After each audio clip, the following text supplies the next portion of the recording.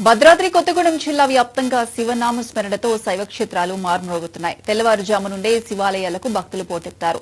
800 సంవత్సరాల చరిత్ర కలిగిన అన్నపురెడ్డిపల్లి మండలంలోని శ్రీ బ్రహ్మరాంబ సమేత మల్లికార్జున స్వామి ఆలయానికి పెద్ద సంఖ్యలో భక్తులు తరలివస్తున్నారు. ఇక దీనిపై మరింత సమాచారం మా ప్రతినిధి కాసిం అందిస్తారు. ఈ సందర్భంగా ఇక్కడ ఏర్పాట్లు ఎలా ఉన్నాయి ఏంటి అని అడిగి తెలుసుకుందాం. ఇక్కడ ఎండోమెంటల్ అధికారులు ఉన్నారు.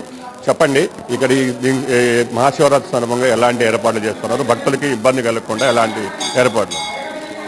నేను బేల్ సింగ్ అండి, పరిశీలకులు దేవాదాయ ధర్మదాయ శాఖ కొత్తగూడెం విభాగం అండి.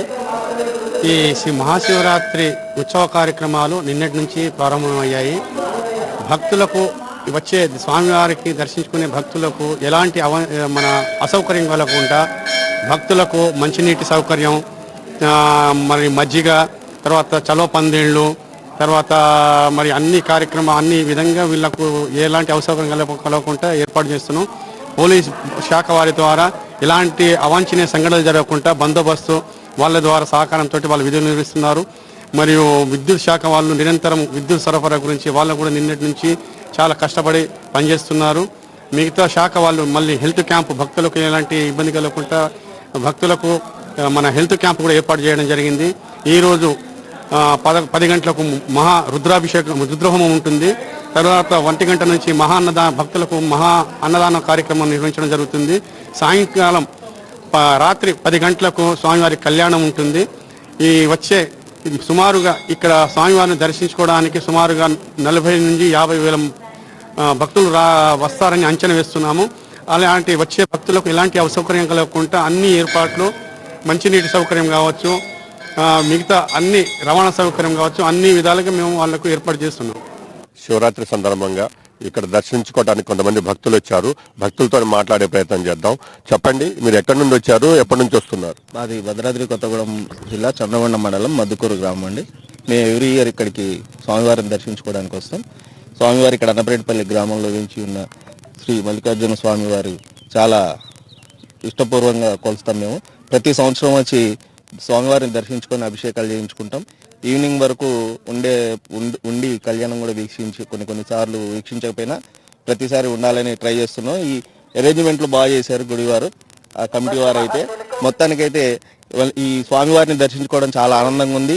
ఈ గుడిలో అమ్మవారు కానీ స్వామివారు కానీ కళ్యాణ మహోత్సవం సాయంత్రం వరకు వీక్షించి భక్తులందరూ స్వామివారి కృపకు పాత్రలు కావాలని, అలాగే అన్నదాన కార్యక్రమం ఏర్పాటు చేశారు కమిటీ వారు.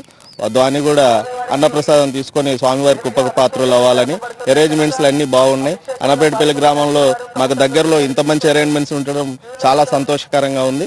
ఈ యొక్క కమిటీ వారికి నాకు కృతజ్ఞతలు తెలియజేస్తూ ఓం నమ శివాయ. దేవాలయం జరిగే విశిష్టత, అలాగే శివుడు భక్తుల మీద ప్రజల మీద ఎలా చూస్తారు అనే దీని మీద విశిష్టత గురించి తెలియజేయండి. ఓం నమ శివాయ. మరి ఇక్కడ విశేషం ఏమిటంటే ఆలయంలోకి నాగేంద్ర స్వామివారు ప్రత్యక్షంగా వచ్చి స్వామివారిని సేవించుకోవడం అనేది ఇక్కడ చాలా విశేషమైన ప్రక్రియ. స్వామివారు స్వయంగా లోపలికి వెళ్ళి శివుడిని సేవించుకున్నటువంటిది ప్రతి పౌర్ణానికి కానీ ఏకాదశికి కానీ అలాగా స్వయంగా లోపలికి వస్తుంటారు. తద్వారా మరి సంతానం లేని వారికి కానీ, వివాహం అవడం ఆలస్యమైన వారికి కానీ, ఇక్కడ విశేషంగా సుబ్రహ్మణ్యేశ్వర స్వామి వారికి కానీ లేక మరియు మల్లికార్జున స్వామి వారికి కానీ రుద్రాభిషేకం చేయించుకోవడం వల్ల వారి యొక్క కోరికల్ని కూడా ఈడేరుతాయని చెప్పేసి ప్రతీతి. ఇది అనాదిగా మరి సుమారుగా 800 సంవత్సరాల నుంచి కూడా చక్కగా స్వామివారికి చేయించుకోవడం అనేటువంటి జరుగుతుంది. ఆ అభిషేకం చేయించుకోవడం వల్ల వారి యొక్క కోరికల్ని కూడా ఇక్కడ ఈడేరుతున్నాయి. ఈ గుడికి ఎంతో చరిత్ర ఉందని, 800 సంవత్సరాల నుంచి ఉందని తెలియజేస్తూ ఇక్కడ సంతానం లేని వారికి కూడా సంతానం కలిగిస్తూ ఉంటారని, ఇక్కడైతే ఏర్పాట్లు బ్రహ్మాండంగా చేస్తున్నామని, భక్తులకి ప్రజలకి ఎలాంటి ఇబ్బందులు కలిగకుండా తలెత్తకుండా చూస్తున్నామని, నిరంతర విద్యుత్తో నిరంతరంగా వీళ్ళని వైద్య సేవలు కూడా అందిస్తూ ఎలాంటి అవాంఛనీయ సంఘటనలు జరగకుండా చూస్తారని ఆలయ సిబ్బంది, ఆలయ పురోహితులు అయితే తెలియజేస్తున్న పరిస్థితి కనిపిస్తుంది. కెమెరామెన్ బండ్ల వెంకటతో ఎస్కే కాసిం, 99 టీవీ.